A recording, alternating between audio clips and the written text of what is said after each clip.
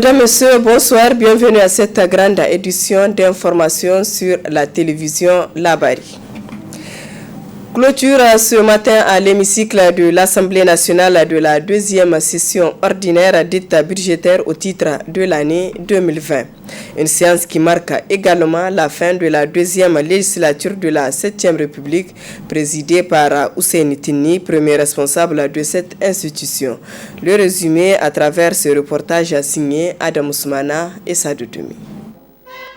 Cette cérémonie solennelle qui réunit élus nationaux, représentants du corps diplomatique, membres du gouvernement et autres personnalités de marque au sein de l'hémicycle de la représentation nationale se veut avant tout la fin des travaux de la deuxième session ordinaire au titre de l'année 2020, mais aussi et surtout la fin de la deuxième législature de la 7e République. Occasion également pour un nouveau commissaire de la Commission nationale des droits humains de prêter serment conformément à l'article 12 de la Constitution pour se voir renvoyer à l'exercice de ses fonctions. Dans son adresse de clôture, le premier responsable de la deuxième institution du pays a bien voulu rappeler le travail abattu par cette législature pendant près de 5 années.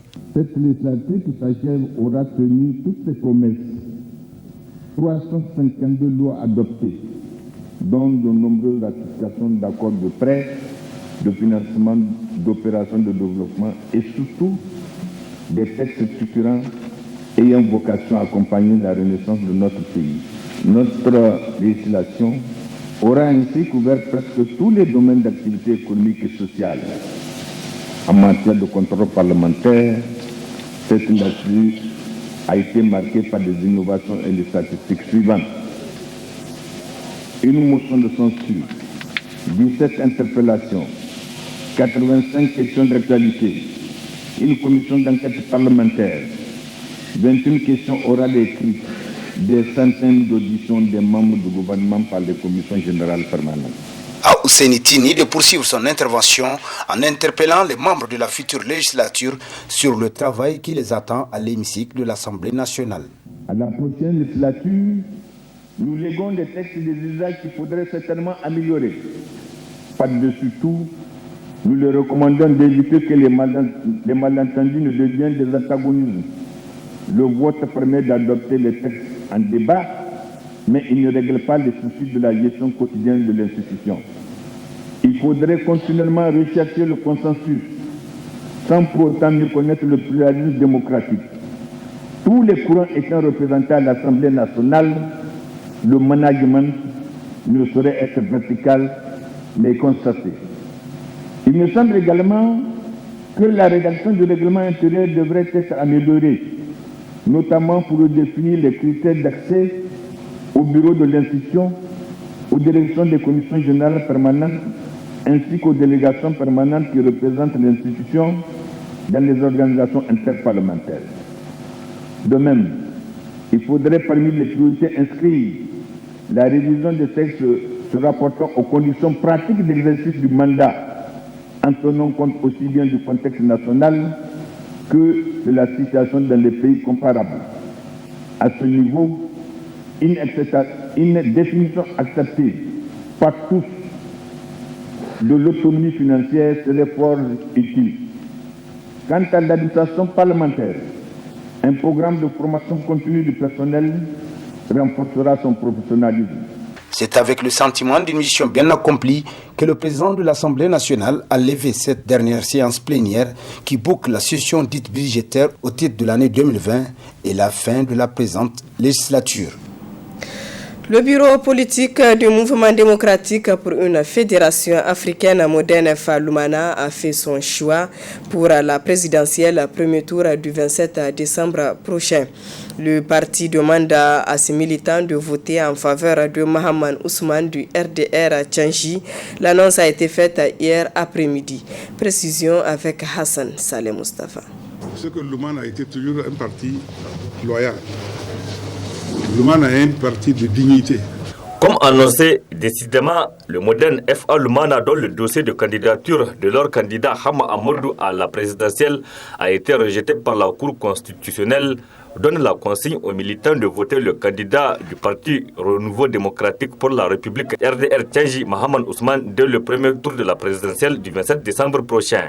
Le bureau politique du Mouvement démocratique nigérien pour une fédération africaine, Modern Fall Lumana Africa, réuni ce jour mardi 22 décembre 2020. Après une analyse approfondie de la situation sociopolitique nationale, décide, sur la base des critères rigoureux définis démocratiquement par l'ensemble de ses membres, d'apporter dans le cadre du scrutin des élections présidentielles du 27 décembre 2020, du premier tour, son soutien au candidat du renouveau démocratique et républicain, RDR Tchengi, son Excellence Mahaman Ousmane. Le bureau politique du Modern Fall Lumana Africa demande en conséquence à l'ensemble des structures du parti, coordination régionale, départementale, communale, organisation des masses, structure de campagne, ainsi que l'ensemble des militantes, militants et sympathisants du parti de se mobiliser massivement pour voter en faveur du candidat Mahaman Ousmane. Cependant, pour les élections législatives, le bureau politique national du Modern FA Lumana demande aux militants de voter Lumana. Le bureau politique du Modern FA Lumana Africa rappelle cependant à toutes ces structures et à nos militantes et militants qu'ils doivent voter aux élections législatives pour la liste du Modern FA Lumana Africa pour que gagne la démocratie, renforcer la République et l'état de droit. Le représentant du RDR Tchengi à la cérémonie a exprimé sa reconnaissance et ses remerciements au bureau politique national du Modern FA Lumana pour cette décision. L'acte que vous venez de poser n'est pas fortuit. Cet acte a été décidé dans l'intérêt, je peux le dire, du Niger tout entier. Cette alliance-là, Inch'Allah, est la solution aux problèmes auxquels tout le Niger est confronté. La consigne est donc donnée. Le bureau politique national du Modern FA Lumana appelle les militants à une grande mobilisation le 27 décembre prochain pour voter Mahaman Ousmane pour une alternance démocratique au Niger en 2021. Ancien président de la République de 1993 à 1996, a géré une partie de cette période avec Hama Amadou étant son premier ministre jusqu'au janvier 1996. Et puis, en 1999, sous le régime du président Tanja Mamadou, Mahaman Ousmane était président de l'Assemblée nationale pendant 10 ans et Hama Amadou le premier ministre pendant 7 ans. Juste après l'annonce du soutien de Lumana à Mahaman Ousmane, ce dernier a réagi à travers une conférence de presse. On l'écoute. Eux et nous avions déjà l'habitude de travailler ensemble pour ce pays-là. Les forces qui nous soutiennent ont été des forces qui ont à un moment donné stabilisé ce pays-là pendant une dizaine d'années, vous le savez, de 1999 jusqu'en 2009. Donc, effectivement, nous sommes des partenaires qui se comprennent et qui travaillent pour ce pays, comme ceci a été constaté par les uns et les autres. Donc, je trouve que c'est tout à fait normal et c'est tout à fait logique, n'est-ce pas, que effectivement, devant cette situation dans laquelle se trouve notre pays, cette situation, j'allais dire, déplorable, parce que depuis une dizaine d'années, le Niger se trouve être, comme j'ai eu à le dire, le dernier pays de la planète, 10 années successives en termes d'indice de développement humain. Le Niger a besoin d'un sursaut national. Les Nigériens ont besoin d'une alternance pour quitter ce rang de dernier pays du monde en termes d'indice de développement humain. Donc, voilà ce que je vous dirais. Comment on en est arrivé là? Mais je pense qu'au-delà des militants et des responsables de l'Oumana, nous avons été approchés aussi par d'autres militants, d'autres responsables qui nous ont exprimé leur volonté de soutenir notre candidature. C'est une manifestation concrète du fait que l'alternance là est désormais irréversible. Oui, l'alternance démocratique, pacifique, pourvu que les élections se déroulent dans de bonnes conditions et qu'il n'y ait pas de fraude. Mais même les tentatives de fraude, nous allons prendre des dispositions pour neutraliser les différentes tentatives de fraude. Nous sommes bien au courant de ce qui se prépare et nous n'allons pas nous laisser faire. Oui, et je pense que ça ne doit pas être notre combat à nous tout seuls. C'est le combat de l'ensemble du peuple nigérien, de manière à ce qu'une autre alternative lui soit offerte. Vous savez, ce ne sont pas les moyens qui font les élections, surtout dans des conditions comme ça, où le pays se trouve dans le creux de la vague, comme j'ai l'habitude de le dire. L'ensemble des citoyens de ce pays-là vivent dans leur âme, dans leur chair et dans leur poche aussi la situation difficile de ce pays-là. Ils ont besoin de changer.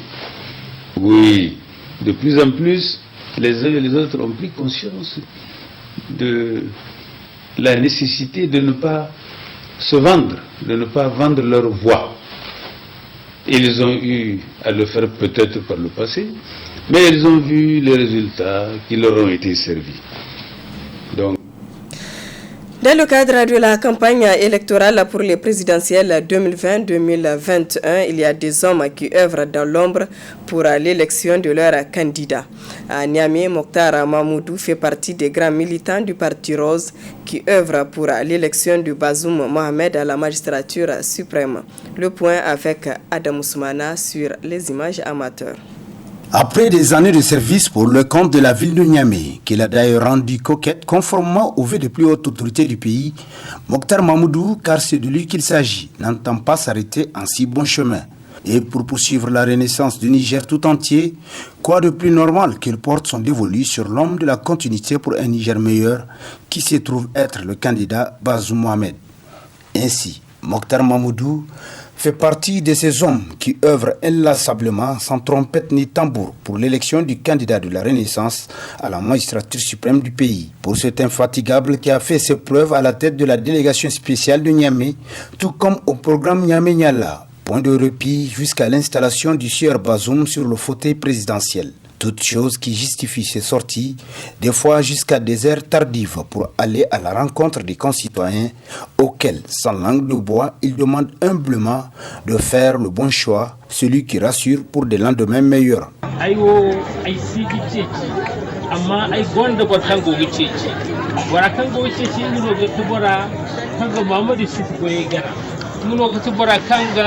Muhammad Sifu ke gana ko kinga te wai kamman ban missioner ni lokaci mai lokaci PNDS Bazoum Mohamed ko kan yadda ai ga ko kan dikan goye kan irte nyamai tsuri ko kan yadda nyamai nyalaga ko kan yadda goye kan irte gori ko kan ga ba min din se ko edin yego ton ke ga ai ba présidentiel da kana mo gote kana goyo kan en gote amiye ko kai gin de tanto iskugo arante Bazoum bodo kan aga ba bodo kan ga sarko dori be ay mo shaw dange ma kan gonde ko kali bono ko ba ala mo sarki ateni derbe baro aransete don daram ko ni wo batkina ti hali mandi ya sewo goyo cité wodi senu de ba araka ko sa ko wala awte nyeme ko tudu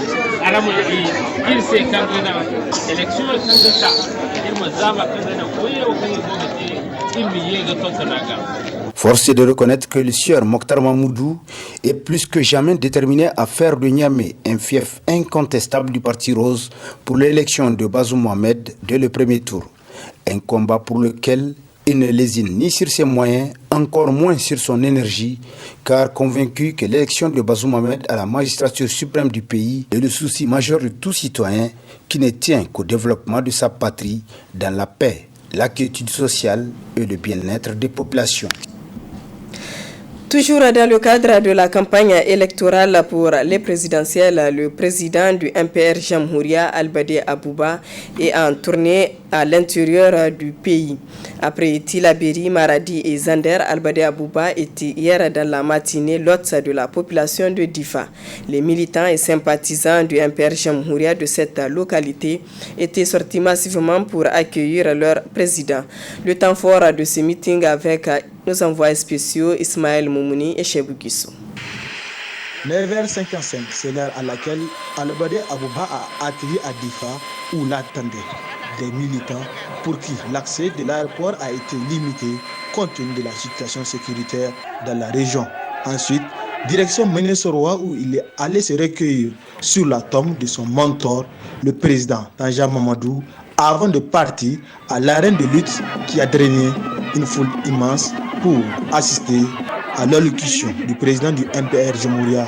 Les responsables du parti dans cette localité ont tour à tour salué ces militants pour leur engagement. La qualité du leader du parti lui a valu l'adhésion de 42 partis politiques. Notre pays aujourd'hui est à la croisée des chemins et nécessite un leader rassembleur, un leader qui va rassembler les Nigériens, qui va consolider notre unité.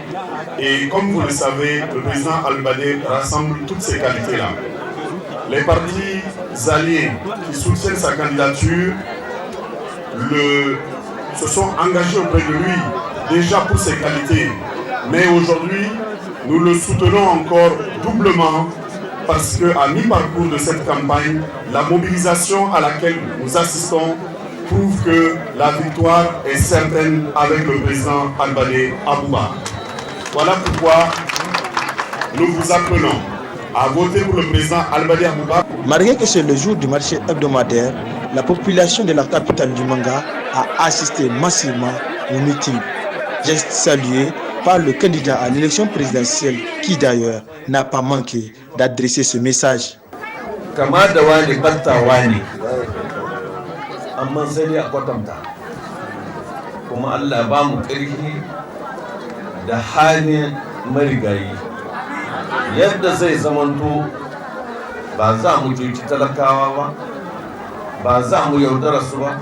Ressembler à quelqu'un ne fait pas de toi cette personne, comme dit un adage bien connu de chez nous.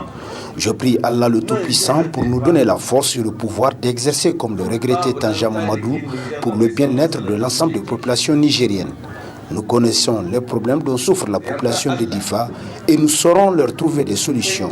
Seulement, je vous demande de sortir massivement, voter MPR Jamhouria le 27 décembre 2020.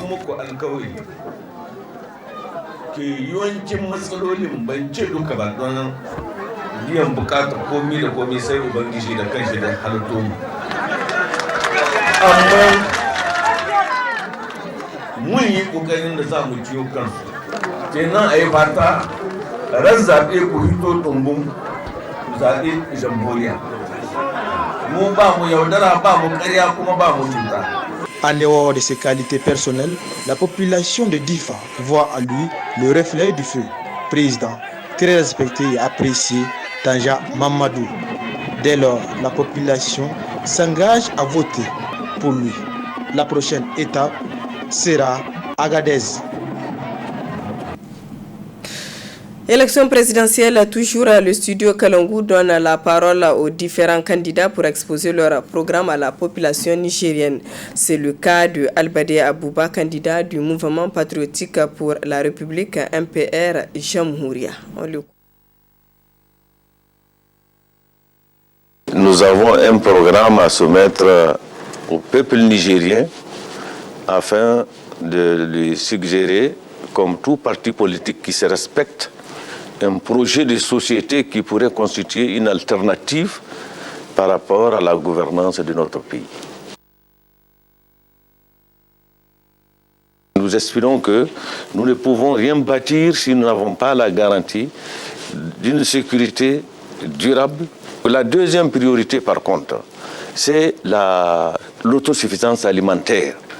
On ne peut pas, après tant d'années d'indépendance et avec d'énormes potentialités comme notre pays, continuer à dépendre toujours de la générosité des autres. Il faut créer un Sénat. Donc, et si le Sénat est créé, nous allons du coup dissoudre le Conseil économique et social. Nous allons proposer la création d'un haut conseil islamique. Parce que nous sommes, le Niger s'entend, le Niger est bâti sur des civilisations qui ont été elles-mêmes fondées sur l'islam. Au niveau de la santé, renforcer les capacités déjà de pour une meilleure couverture sanitaire, transformer les principaux centres régionaux de santé, comme les CHR, les hôpitaux régionaux, en hôpitaux de référence de grande qualité et avec toutes les compétences nécessaires. Une autre préoccupation, c'est celle de l'emploi des jeunes et de l'autonomisation des femmes. Nous avons beaucoup de jeunes qui font pratiquement 65%, 70% suivant certaines statistiques de la population nationale. Ces jeunes-là, il faut leur créer de l'espoir. Il faut accompagner chaque personne ou chaque frange de la société dans ce qu'elle peut faire le mieux et dans ce qu'elle sait faire le mieux. Donc, celles qui produisent, les soutenir dans la production, celles qui transforment, les accompagner aussi dans la transformation, mais également leur créer des créneaux pour pouvoir écouler ce qu'elles produisent de façon à ce que ce soit compétitif au plan national et international. D'abord, la volonté de mettre en œuvre un programme et la capacité de le mettre en œuvre. La volonté, nous l'avons. Certainement que nous aurons besoin toujours, ne serait-ce que de l'apport technologique de nos partenaires, mais certaines ressources, nous sommes à même de les mobiliser nous-mêmes. Maintenant, si elles ne suffisent pas, on cherche le complément ailleurs. Je ne sais pas, moi je n'ai pas posé la question aux autres candidats, mais ce que je sais, moi je suis moi-même.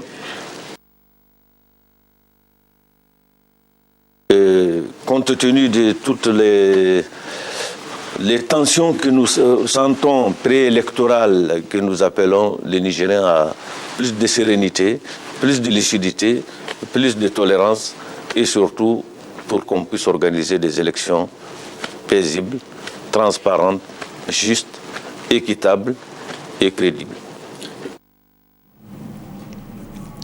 Sur un tout autre plan, la Fédération de groupements féminins Beto de l'arrondissement communal à Niamey 5 organise depuis hier une séance de sensibilisation sur les voies de recours en cas de violation faites aux femmes et aux enfants en période d'inondation à l'endroit de ces deux franges de la population. 3 quartiers du 5e arrondissement vont bénéficier de cette formation de 3 jours financée par CARE International. Le reportage est de Nafissé Haya et Abdul Nasser Seydou. C'est pour sensibiliser ces deux franges vulnérables de la population, les femmes et les enfants, sur les voies de recours en cas de violence à leur égard en période d'inondation, que la Fédération des groupements féminins Beto du 5e arrondissement communal de Niamey a initié cette séance de sensibilisation au profit de cette partie de la population du dit arrondissement. 3 quartiers les plus touchés par les inondations qu'ont connu les populations du 5e arrondissement, dont Zarmagandey, Karagé et Kirkisoy, qui accueillent cette première session de formation, sont concernés. C'est dans le cadre de la sensibilisation sur les violences faites aux femmes et aux enfants lors des inondations et après les inondations. Nous avons choisi ce thème parce que cette année-là, nous avons eu une forte violence et une forte inondation qui s'est pratiquée ici à Kirkisoy. Et que les enfants et les femmes sont les plus victimes de cette violence. C'est pour cela que nous sommes ici, pour les sensibiliser et leur prêter attention de ce qui s'est passé, de ne plus se produire encore. C'est 3 quartiers qui sont les plus attaqués. C'est ici à Kirkisoy, Karadje et Zarmagande. Je remercie toutes les femmes et Care International qui nous a porté soutien en cette sensibilisation et pour sensibiliser le quartier et la commune 5. Vraiment, on les félicite très vivement et toutes les femmes qui sont prêtes à venir écouter et échanger avec nous. Au chargé de la formation de s'apaisantir sur les axes de cette sensibilisation. Le public que vous voyez, c'est les femmes, précisément ici nous sommes au quartier Kirkisoy, donc c'est les femmes des quartiers qui ont été victimes d'inondations cette année-là. Et pendant cette période-là, la situation d'inondation, la plupart des ménages ont été hébergés dans des locaux de fortune, comme on les appelle, dans les écoles, dans des locaux de fortune. Au niveau de ces locaux de fortune-là, il y a eu un certain nombre de violations qui ont été faites aux femmes dans cette situation-là d'inondation. Et nous sommes en train de recueillir les avis de ces femmes-là et d'échanger avec elles pour savoir quelle sorte de violence de façon générale elles ont été victimes pendant cette situation d'inondation, pendant cette période-là, et comme ça leur expliquer les différentes voies de recours, leur expliquer les différentes le cadre juridique qui existe sur les violences qui sont faites à l'endroit des femmes, quelle que soit la situation. Donc leur expliquer le cadre juridique et les voies de recours à travers lesquelles elles peuvent donc s'adresser au niveau de leur communauté, donc pour régler ce genre de litige-là. Non seulement il est attendu d'elles de comprendre le cadre juridique institutionnel au niveau national et au niveau régional et un peu au niveau international. Compte tenu de leur niveau de culture, nous aimerions qu'elles comprennent beaucoup plus le cadre juridique existant au niveau national pour qu'elles puissent améliorer leur capacité de comprendre c'est quoi les droits de la femme, c'est quoi les violences, qu'est-ce qu'on appelle violences faites sur les femmes et quelles sont les voies de recours. Ainsi, à travers cette formation financée par Care International, la Fédération Beto veut être aux côtés des femmes et des enfants de Kirkisoy dans la défense de leurs droits conformément à sa vision. Clôturons ce journal avec votre rendez-vous hebdomadaire à chronique judiciaire. Comme nous sommes en période électorale, nous revenons sur les droits et devoirs du citoyen en période électorale. Un thème développé par Maître Alfred Emmanuel, il est juriste et président du Raza Presse. Très bonne réception.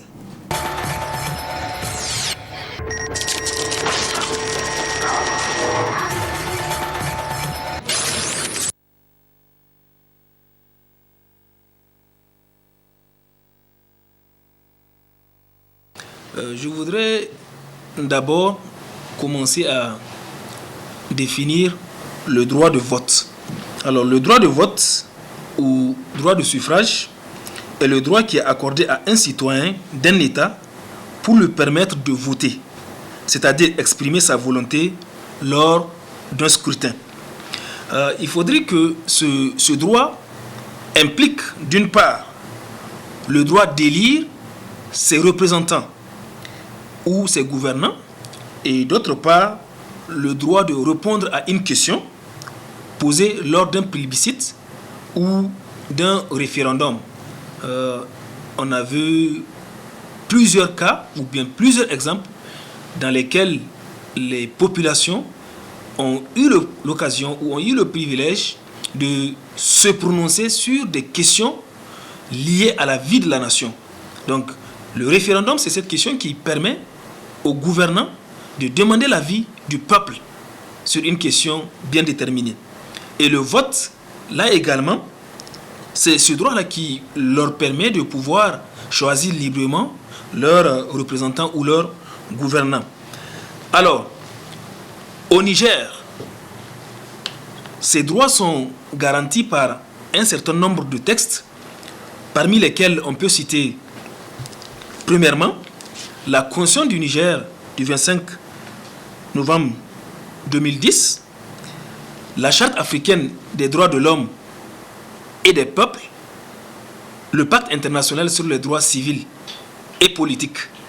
Ce sont là autant de textes qui reconnaissent ou qui garantissent aux citoyens le libre exercice de ce droit.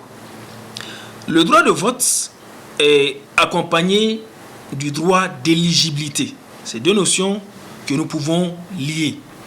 D'une part, la possibilité pour le citoyen de choisir ses représentants et de l'autre part, la possibilité pour le citoyen d'être soi-même élu. Et je crois que vous pouvez constater de vous-même, avec l'ouverture de la campagne, il y a plusieurs candidats qui sont annoncés et qui actuellement sont en train de battre campagne. Ce sont des citoyens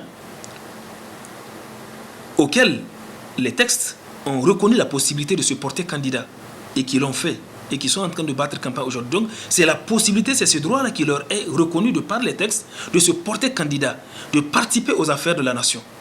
Et de l'autre côté, les autres citoyens auxquels également les textes nationaux et internationaux ont reconnu la possibilité d'aller par la voie des urnes et choisir leurs représentants. Ce faisant, ils exercent leurs droits civiques, leurs droits civils et politiques, le droit de participation à la vie de la nation. Alors, les droits du citoyen en période électorale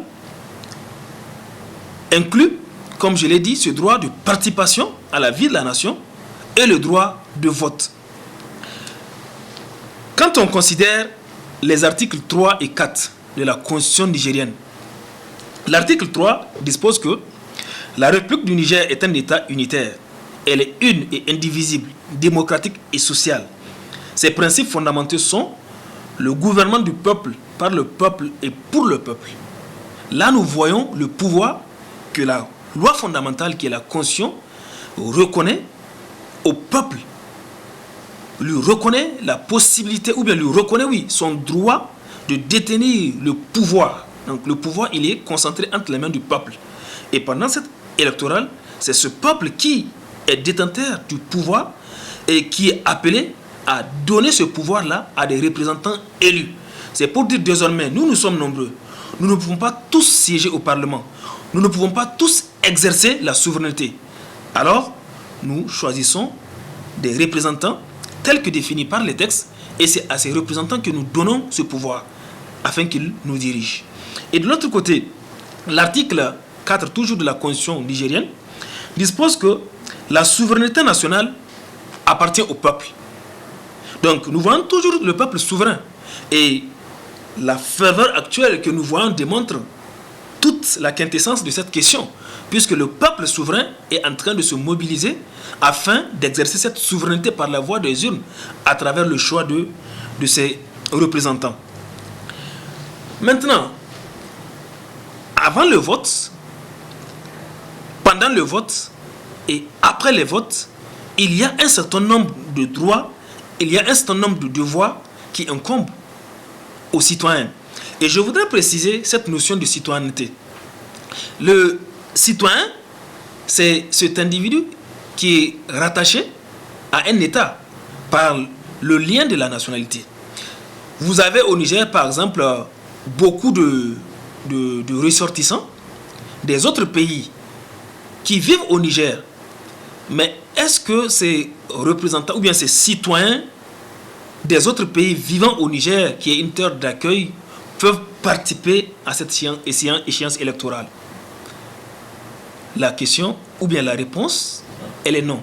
Parce que ces citoyens des autres pays au Niger ne sont pas reliés, ou bien ne sont pas liés juridiquement à l'État du Niger par le lien de la nationalité. Récemment, si vous avez suivi l'actualité, le peuple frère du Burkina Faso a élu ses représentants, ainsi que ils ont élu leur président, n'est-ce pas? Alors, ces ressortissants burkinabés vivant au Niger ont certainement voté au niveau des représentations diplomatiques au Niger. Là, vous voyez que c'est un droit qui est lié ou bien qui est reconnu aux citoyens liés à l'État par le lien de la nationalité. Certainement, les citoyens nigériens vivant à l'extérieur également, dans les différents pays d'accueil seront amenés à exercer ce droit également au niveau des représentations consulaires diplomatiques du Niger. Ouais. Donc, c'est une question extrêmement importante. Les citoyens des autres nationalités vivant au Niger sont limités ou ne peuvent pas. Peut-être l'histoire où avec le temps, on assistera à une certaine intégration régionale ou sous-régionale qui permettra aux pays africains ou bien aux différentes régions du monde de pouvoir uniformiser leur législation ou bien de faire tomber les barrières qui empêchent aux autres ressortissants de voter. Jusque-là, on a vu une certaine harmonisation des droits sur certains domaines. Par exemple, quand vous prenez les droits des affaires, vous avez aujourd'hui l'OHADA qui reconnaît la libre circulation de la main-d'œuvre, la libre circulation des personnes et des biens, etc. Mais en matière électorale, s'agissant du droit de vote, jusque-là, c'est un chantier qui est en cours. Donc, avant le vote, les citoyens peuvent choisir librement leur formation politique. C'est un droit constitutionnel. Quand vous prenez le titre 10 de la Constitution du Niger, pardon, le titre 2 de cette Constitution, qui traite des droits et devoirs de la personne humaine. Ce titre garantit les droits humains, reconnaît les différentes libertés constitutionnelles aux citoyens. Donc, chaque citoyen est libre de choisir sa formation politique. Le citoyen est également libre d'exprimer ses opinions politiques dans le respect de la loi. Le citoyen est également libre de faire campagne pour son candidat ou pour soi-même lorsqu'il est électeur. Il est également libre, et encore je dirais c'est un devoir civique de se faire enrôler. Non seulement c'est un droit, mais c'est aussi un devoir pour un citoyen, parce que le citoyen doit également participer, comme nous l'avons vu, à la vie de la nation. S'intéresser à la vie de la nation, c'est également participer au vote. Alors, le citoyen a également ce devoir de retirer sa carte d'électeur. Récemment, les citoyens, et c'est en cours, ont retiré et continuent de retirer leur carte d'électeur. Donc c'est autant de choses qui montrent les devoirs auxquels les citoyens sont astreints pendant ou avant cette période électorale. Maintenant, s'agissant de la période, ou bien s'agissant même du vote, pendant le vote, le citoyen est appelé à se présenter le jour du vote au bureau de vote. Il est appelé à voter son candidat. Il est appelé également, et c'est très important, d'ailleurs, ce point intervient, c'est un point central de notre communication. Ce point intervient et avant, et pendant, et après les échéances électorales. C'est la question des discours haineux, régionalistes et ethnocentriques. Les citoyens, pendant cette période électorale, sont appelés à cultiver le sens de la responsabilité en évitant les discours haineux, tout ce qui peut embraser le pays. Nous devons avoir des élections apaisées. La paix est le bien que nous avons de plus cher et nous devons tous y travailler pour cela. Donc c'est pourquoi les citoyens sont appelés, et même les candidats, à éviter des discours haineux, à éviter des discours régionalistes. Dans l'article 4 de la Constitution que j'avais cité tantôt, il est dit que aucune fraction du peuple, aucune communauté, aucune corporation, aucun parti ou association politique, aucune organisation syndicale ou aucun individu ne peut s'attribuer la souveraineté. Donc c'est le peuple qui est souverain. Donc ici nous voyons que la Constitution, qui est la loi fondamentale, met en exergue, met en avant le peuple. Est-ce que ce peuple va se laisser entraîner dans des propos haineux, dans des propos régionalistes, ethnocentriques, alors même que la Constitution dispose qu'aucune fraction du peuple ne doit conserver la souveraineté appartient au peuple, c'est-à-dire, si vous voulez, un niveau national. Ici, la Constitution parle de la nation. Donc ici, le régionalisme n'a pas sa place, l'ethnocentrisme n'a pas sa place. Les citoyens sont également appelés à cultiver la paix. La paix, c'est important pendant cette période et même avant et après cette période électorale. Au terme de l'article 39 de la Constitution, toujours, les citoyens sont appelés à un exercice capital, c'est le respect des biens publics. Et à cet effet, l'article 39 dispose que tout citoyen nigérien, civil ou militaire, a le devoir sacré de respecter en toutes circonstances la Constitution et l'ordre juridique sous peine des sanctions prévues par la loi. Le respect de la Constitution, ça c'est important. Maintenant, s'agissant des biens dont j'ai parlé tantôt, c'est l'article 41 qui dispose que les biens publics sont sacrés et inviolables. Et toute personne doit les respecter scrupuleusement et les protéger. Tout acte de sabotage, de vandalisme, de corruption, de détournement, de dilapidation, de blanchiment d'argent ou d'enrichissement illicite est réprimé par la loi. C'est pour dire que souvent, les citoyens peuvent être tentés de s'en prendre aux biens publics pendant cette période électorale. Peut-être parce que certaines choses n'ont pas répondu à leurs aspirations, peut-être à cause d'un certain mécontentement ou bien à cause de certaines raisons qui leur sont propres, peuvent s'en prendre aux biens publics. La Constitution du Niger interdit de s'en prendre aux biens publics parce que ces biens publics sont sacrés.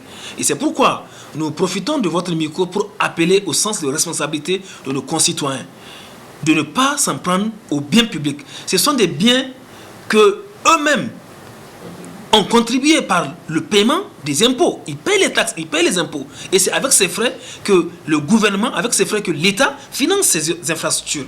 Si les citoyens s'en prennent à ces biens, c'est comme s'ils s'en prennent à leurs propres biens. Donc c'est pourquoi nous profitons une fois de plus pour rappeler à nos concitoyens cette disposition importante au bénéfice de la nation. Les citoyens sont également appelés, au terme de l'article 28 de la Charte africaine des droits de l'homme et des peuples, à un devoir important. Et à cet effet, cet article dispose que chaque individu a le devoir de respecter et considérer ses semblables, sans discrimination aucune, d'entretenir avec eux des relations qui permettent de promouvoir et sauvegarder et renforcer le respect et la tolérance réciproque. On peut assister dans cette ferveur des élections, pendant que toutes les passions se déchaînent, on peut assister à un déferlement de la violence. On peut assister à des propos, quand on regarde aujourd'hui certains propos de va-t-en-guerre sur les réseaux sociaux, etc. Cela n'est pas de l'intérêt de notre nation. Et cet article 28 de la Charte africaine exhorte nos concitoyens à avoir de la retenue, à avoir du respect mutuel, à considérer son semblable, à le respecter, à avoir de la tolérance réciproque. Et ce faisant, nous allons maintenir les liens de fraternité. Les uns et les autres, malgré leurs divergences, malgré leurs opinions politiques divergentes, seront appelés à se respecter, à se considérer, savoir que le champ électoral n'est pas un champ de haine, mais si vous voulez, c'est un jeu démocratique. C'est un jeu qui va passer et après c'est la nation qui demeure. Enfin, après le vote, les candidats sont appelés à accepter le verdict des urnes. C'est extrêmement important. Mais on ne peut pas confiner les candidats à accepter le verdict des urnes si toutefois ils estiment qu'ils ont également des réclamations. Mais notre appel à l'endroit des candidats, au cas où même après le vote, ils estiment qu'ils ont des réclamations, c'est de le faire ou de contester légalement. Les textes nigériens ont prévu un mécanisme de recours, ont prévu des institutions de la République compétentes pour recevoir les réclamations des candidats. Alors, ça ne sert à rien d'utiliser la voie des armes, la voie de la violence ou la voie des discours haineux et autres. Les citoyens ou bien les candidats peuvent contester, peuvent réclamer de manière légale afin de se faire entendre. Voilà ce que nous voulons dire. Mais c'est également important de noter que après le vote, les candidats sont appelés à tenir leurs engagements. C'est-à-dire à travailler pour le bien de la nation. Les candidats se sont engagés à œuvrer dans leur programme ou dans leur programme de société. Ils doivent s'y conformer au bonheur de nos populations. Voilà ce que nous pouvons dire à nos citoyens sur leurs droits et leurs devoirs avant, pendant et après les échéances électorales.